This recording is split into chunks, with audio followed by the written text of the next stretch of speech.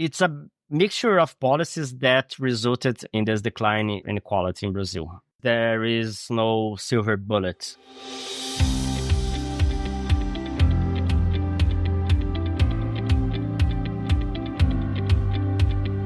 Welcome to VoxDevTalks. My name is Tim Phillips.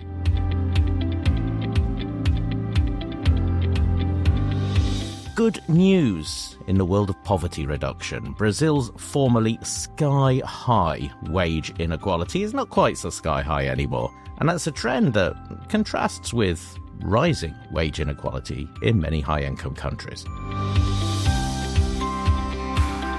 A soon-to-be-published article in the Journal of Economic Literature reviews the research that estimates this reduction during recent decades and identifies the changes and the mechanisms that have driven it. Which, as you will find out, is not a trivial task, especially in Brazil. Alysson Portella of Insper is one of the authors. He joins me now. Alysson, welcome to VoxDevTalks. Hello, Tim.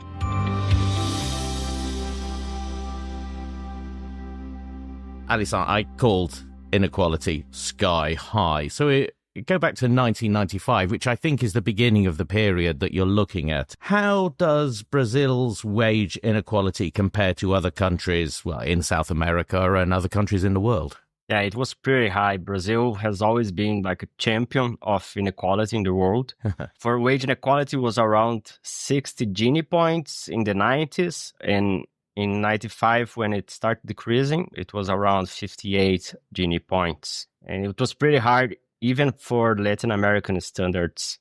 I think we were the highest by then in Latin America and one of the highest in the world, for sure. Yeah, when you're the highest in Latin America, then that is high.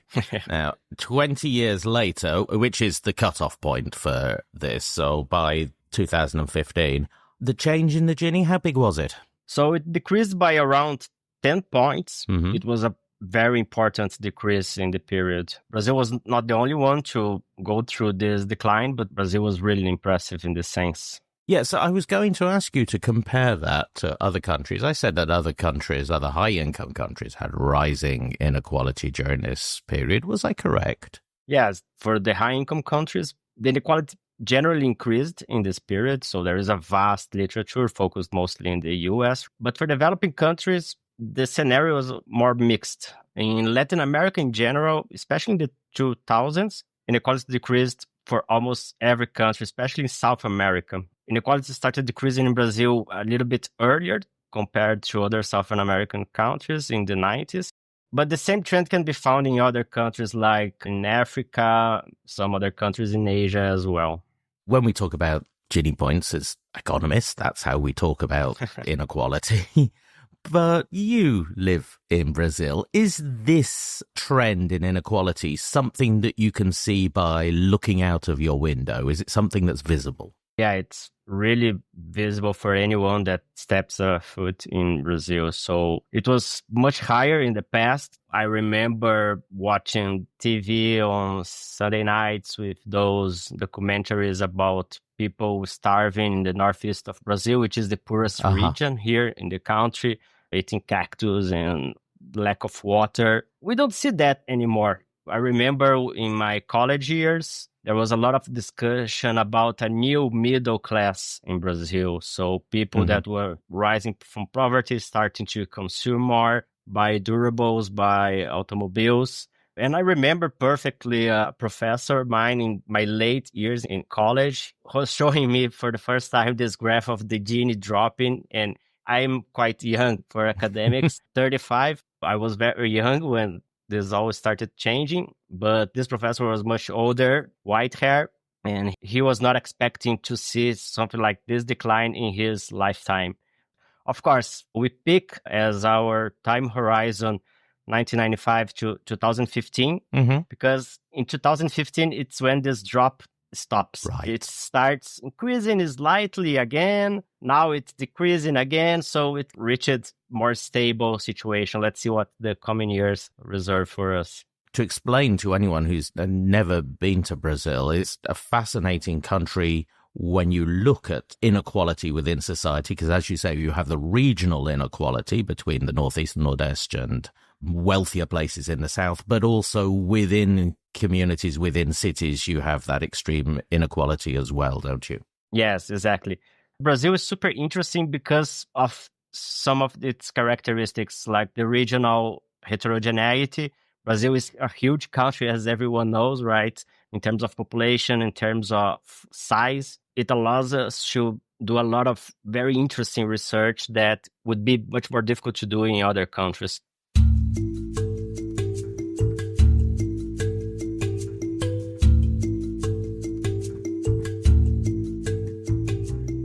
So, Alysson, tell me about this research that you've put together in this review article. How much research has there been into this change in inequality during this period in Brazil? Think about the US or other rich countries, research is much more vast over there. But Brazil has a lot of good examples of good quality research looking into several aspects of wage inequality in the country. So we have the composition papers that look at factors, but we also have some causal papers or structural model papers. And this is something that it's more difficult to find for other countries as well. So the research on Brazil has covered many aspects of wage inequality that has been published in very good quality journals, something that is important to put together and try to make sense of it and possibly inspire other research to do something similar with other developing countries as well.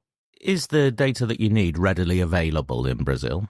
Yes, the data in Brazil actually is impressively good. So we have been doing very good demographic census, at least since the 80s. We also have annual survey data that covers the whole country of Brazil, that it's at least annually since the 80s. This data covers both the formal and the informal sector in Brazil. This is something important in developing countries.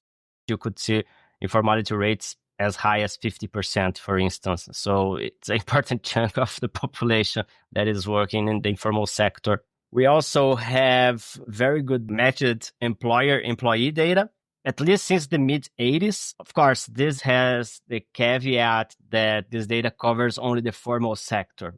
Most of the data that is available in developed countries, we can also find here in Brazil. So your paper divides into two pieces, really. The first is you look at actually what's happened and then try to find out why that's happened. So let's look at what's happened first of all. And one of the approaches is to decompose those changes in the Gini into composition and wage structure effects. What do each of these represent? Normally, we do these decompositions for average wages, right? Yeah. Differences between groups, but we can do this for differences in time when we can extrapolate this to other moments of the distribution or functionals of the distribution. And the idea here is that we can decompose changes over time into two components. One is the composition effect, which corresponds to changes in the composition of the workforce. Okay. So changes in the workforce characteristics such as years of experience, years of schooling, the sectors that the workers have their jobs, job occupation, regional differences, which are somewhat important in Brazil, for instance. And you have the structure effects. The structure effects try to capture changes in the wage structure. So how these characteristics are rewarded by the market. And this includes the idiosyncratic component as well. So we try to create counterfactuals, assuming, what would have been the Gini coefficient if there were no change in the composition of workers? Or what would be Gini in 2015 if the wage structure was the same as in 1995, for instance? You cannot interpret this as a causal effect because there is all sorts of assumptions you have to make. But this is interesting because it gives us some good information to start from. What do we learn from this decomposition in the context of Brazil? I think the most important message here is that most of the change was because of changes in the wage structure. So the way the market rewards different skills or different characteristics of the workers. So this is similar of something that has been shown in the past by several other papers. So this is kind of reassuring that we are finding kind of similar answers when we ourselves apply this methodology. So we can see that there was a very important decrease in the returns to education, but also an important decrease in the returns to experience. Older workers are not receiving as much as they were relative to young workers in the past. And we can also observe an important decrease in the overall dispersion of wages. So that component of the variability between workers that we cannot explain with the observed characteristics. Now, the other decomposition that you look at is a decomposition into worker and firm effects. What are we learning that's different here? We can decompose the variance in the wages into the variance of workers, firms, and the covariance between them. And then we can do the difference over time, simply subtracting these terms. So what we find is that, of course, the variance in terms of workers' effect is very high. It declined over time, but the relative decrease in firms' dispersion of firms' effect is relatively much higher than the decrease in workers' effect. So this suggests that there was a compression in the way that productivity firms transmit to workers' wage. Papers have been suggesting that this could be related to increases in the minimum wage, for instance. And we also find, this is also reassuring, we also see that decrease in the dispersion of workers' effect is not much associated with a decrease in the dispersion of their characteristics, but rather as these characteristics are also rewarded by the market. So they are premium. So these are two quite different decomposition methods that we explore, but they give similar answers. The very important decline in firms' effects, for instance, relates a lot to the decline that we capture as the decline in dispersion of rewards to unobserved skills, because of course, in the survey data that we use for the composition of the wage, we cannot see firms, only in the matched employer-employee data. So seeing that the decline in firms' effect was important couples well with the previous results from our decomposition. Now, as you point out in the paper, this tells us what happened. It doesn't necessarily tell us why it happened. What different type of research do we need for that?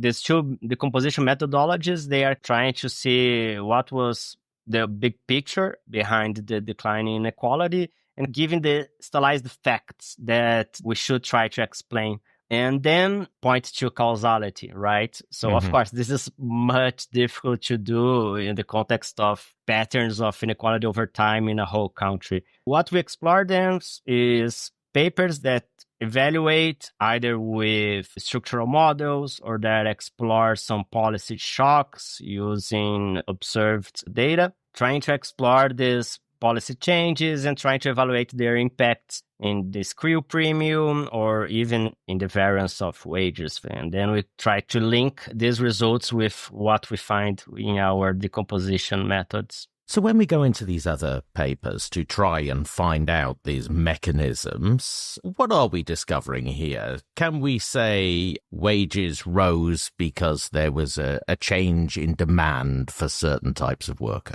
There was changes in the demand, of course. So there was a rise in the demand for low-skilled labor, but there was a lot of important changes in the supply of labor in Brazil, which certainly had some general equilibrium effects. One example is the increase in education, overall education in Brazil. This is something that previous research suggested was super important to reduce inequality in the country, not only in Brazil, but in other Latin American countries. There was a very important increase in overall levels of schooling in the country and college completion. And in fact, this matches with the reduction in the skill premium and the education premium that we find in the composition method. We also see that an increase in education also comes with increase in the dispersion of wages, because wages are much more dispersed among college-educated individuals. So if I'm getting this correctly, because there are more highly educated people coming into the workforce, they can't demand such a high premium on their wages because there are more people able to take those jobs. On the other hand, jobs that highly educated people are getting the dispersion of wages is higher in those jobs anyway. So we've got these two competing effects going on. Is that correct? Exactly. And they go in opposite directions. And so the net effect of education, for instance, is not as high. Mm-hmm. But you also have other shocks in the economy during this period that likely changed the demand for skills. The two examples that we explore is the trade openness that took place in the 90s in Brazil. So there is some research showing that this contributed to a decline in the skill premium in the country. A decade later, we had the commodity boom. This also increased demand for low-skilled workers in Brazil. And this contributed to the decline in the skill premium because this rose wages of the low-skilled workers relative to high-skilled workers. These shocks contributed to around 5 to 10% of the decline in the skill premium in Brazil in the period as well. The Brazilian government also focused a lot on the minimum wage during this period. Increases in the minimum wage. You mentioned it once before. I would imagine this would have quite a large effect. Did it, when we look at these papers, did it have a big effect on inequality? Yes. So minimum wage increased in real terms more than 100% between the late 90s to the mid-2010s. It was a really impressive increase in the real minimum wage, and we would expect that this would affect the wage distribution. And in fact, papers have done that. They try to estimate spillover effects of the minimum wage and its effects on the overall distribution, wage distribution.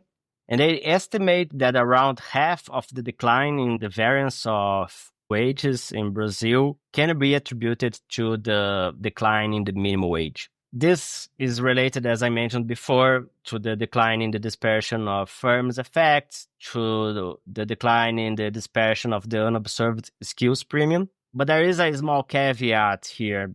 Most of this research that try to look at minimum wage, they focus on formal workers. Right, yes. And we have a lot of informal workers in Brazil. There is some research trying to investigate how minimum wage affects informality in Brazil. There is some evidence that it increases informality. But here, our review concluded that there is no ready answer for that. We don't really know what's going on in the informal sector with respect to the impacts of the minimum wage. So this is something that we should take a look further in the coming years. There is some working papers trying to investigate that. So let's see how they are received by the profession.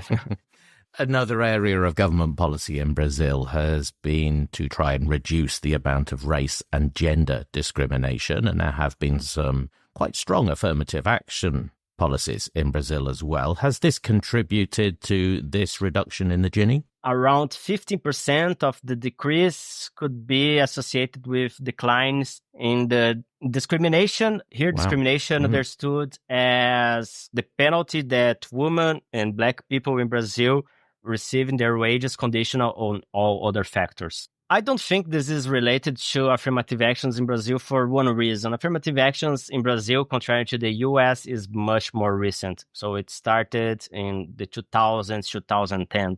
There is a lot of research showing that these affirmative action policies were really important to include people, especially in elite colleges in Brazil. But these people are only starting to enter the workforce. So I don't think this is the thing behind this decline. But there are other things related to that. We know that women have been entering the workforce in developed country in Brazil as well.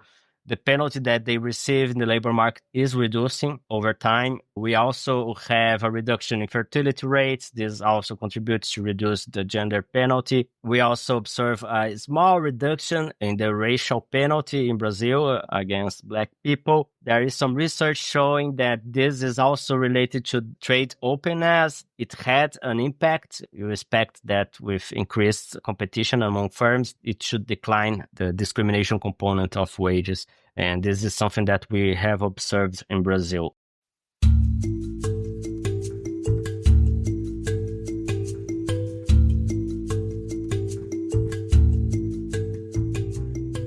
Tie this story together for me, Alysson. To sum up, we have observed this reduction in wage inequality in Brazil over 2 decades, and quite a large reduction. What has been important in creating that and what perhaps has been less important? There is no silver bullet. There was a lot of policies that we put together. None of them acted by themselves. There is a very interesting paper, for instance, that tries to incorporate the minimum wage with the informal sector, for instance. And despite the minimum wage having had an important effect on the drop of inequality, they try to argue, as with counterfactual scenarios, the structural model, that increasing the minimum wage by itself would not have reduced the inequality. It was a result of a similar increase in the productivity of workers that is related, for instance, to their education. So the increase in education, a lot of workers should be more productive. The concomitant increase their wages, especially at the floor, and they don't go to the informal sector because of that, which would increase inequality. So it's a kind of a mix of policies that should be pursued. It's also interesting to see that the decline in inequality in Brazil stopped more or less at the same time that Brazil stopped to grow. To decrease inequality in Brazil, we combined economic growth, we combined stability. It's also a very interesting coincidence that inequality started to decline in Brazil in 1995, which was the year after monetary stabilization. We had hyperinflation until 1994. At the same time, we had trade openness. This is different to some other countries. In Brazil, the most protected sectors were really heavy in skilled workers and in capital. So as soon as we open the country, investments flow to sectors that demand low-skilled labor, so their premium will increase. So the wages of low-skilled workers will increase. The commodity boom also contributed. The minimum wage had a more important effect precisely in the areas in Brazil that benefited more from the commodity boom. At the same time, there is a lot of things that we don't quite know. For instance, technological change, which has been pointed out as super important to explain the increasing inequality in rich countries. We don't really know how this is playing out in Brazil and in developing countries in general. The decline in the experience premium was really important in Brazil. We don't quite know what was responsible for that. So there is still a lot of unanswered questions. It's a mixture of policies that resulted in this decline in inequality in Brazil. I guess it's always slightly discouraging to policymakers to hear that there is no silver bullet. But on the other hand, we cannot ignore that this is a long-term good news story and is very instructive about the interaction of those policies. I look forward to seeing some more research on it. You'll probably be doing some of that. But for now, Alysson, I think you've worked hard enough. Thank you very much. Thank you, Tim. It was a pleasure being here.